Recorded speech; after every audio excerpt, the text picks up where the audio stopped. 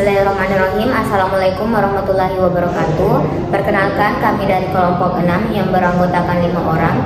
Di sini kami akan mempresentasikan sebuah hasil kerja kami, yaitu mengenai strategi belajar di bulan Ramadan untuk menghadapi UTS.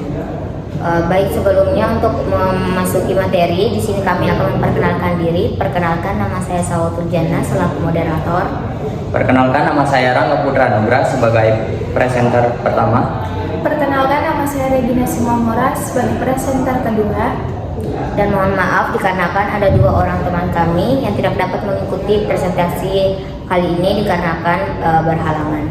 Baik teman-teman, kita langsung saja masuk kepada materi yang akan dibawakan oleh presenter pertama, Rangga Putra. Dengan ini dipersilakan. Baiklah teman-teman, yang pertama kita akan menetapkan kemauan. Untuk memulai dan mencapai sesuatu, kita harus menetapkan kemauan yang positif untuk belajar, agar belajar tidak terasa beban untuk kita dalam menghadapi UTS nanti. Yang selanjutnya yaitu atur jadwal belajar. Di sini kita ada waktu-waktu atur jadwal belajar yang bagus untuk meningkatkan produktivitas kita. Di salah satunya khususnya di bulan Ramadan ini, kita setelah sholat subuh bisa kita belajar untuk mempelajari materi yang akan datang. Setelah itu kita bisa belajar juga di waktu setelah sholat tarawih, agar kita bisa mengulangi materi dari perkuliahan sebelumnya. Baiklah, yang ketiga ada prioritaskan materi. Di sini kita harus fokus pada poin-poin ujian yang akan dikeluarkan agar kita bisa memahaminya. Tidak harus semuanya kita belajar, kita harus penting poin-poin materi apa saja yang akan keluar. Khususnya apalagi setelah Lebaran kita ada libur semester juga. Di situ kita bisa memanfaatkan materi-materi yang belum dipelajari dari bulan Ramadan agar kita bisa memahaminya lebih lanjut.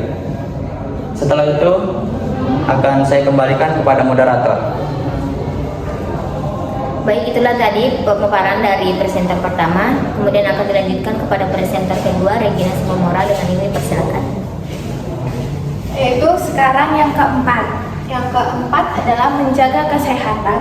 Menjaga kesehatan yang dimana saat hari ini kita lagi menghadapi berpuasa, yaitu kita harus mengkonsumsi makanan yang bergizi di saat kita sahur dan di saat kita berbuka puasa, agar kita bisa menjaga stamina di dalam tubuh kita.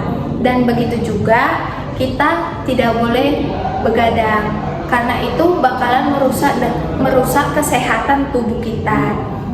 Dan olahraga bisa kita lakukan dengan olahraga yang ringan seperti jalan santai.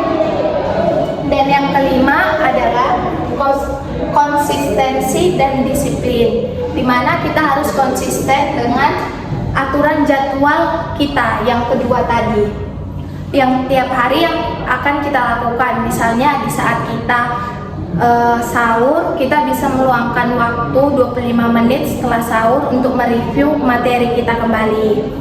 Dan di berbuka puasa kita juga bisa meluangkan waktu entah 35 menit atau 30 menit untuk mereview materi kita. Yang keenam adalah beribadah dan berdoa, di mana setiap usaha kita tidak luput dengan berdoa dan beribadah, agar usaha yang kita lakukan itu bisa dipermudahkan oleh Tuhan. Hanya inilah yang dapat saya sampaikan, dan saya akan mengembalikannya ke moderator. Baik, mungkin itu saja yang sempat kami sampaikan. Sebelum mengakhiri, saya akan memberikan sedikit kesimpulan bahwa dengan adanya strategi ini, belajar secara optimal bukanlah sebuah pantangan di bulan Ramadan. Maka kita sebagai mahasiswa harus terus belajar dan memperbanyak ibadah di bulan Ramadan ini. Mungkin itu saja yang sempat kami sampaikan. Lebih dan kurangnya mohon maaf. Wabillahi taufiq wal hidayah. Wassalamualaikum warahmatullahi wabarakatuh.